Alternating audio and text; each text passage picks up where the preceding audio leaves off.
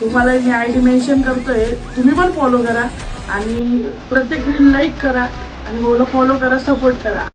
तर राम राम मंडळी, मी तुमच्या सर्वांचा लाडका ब्लॉगर शेतकरी तर दांड्यात स्वागत करतो तुमच्या सर्वांच्या माझ्या ब्लॉगमध्ये.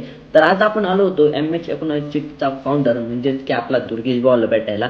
हाली की आपल्याला साई भाऊ नाही भेटला, पण ठीक आहे आपण डबल भेटू, काही विषय नाही.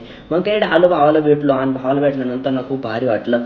मस्तपैकी त्याचं दुकान वगैरे पण पाहिलं, दुकान पण एकदम क्लास होतं, काहीच विषय नाही.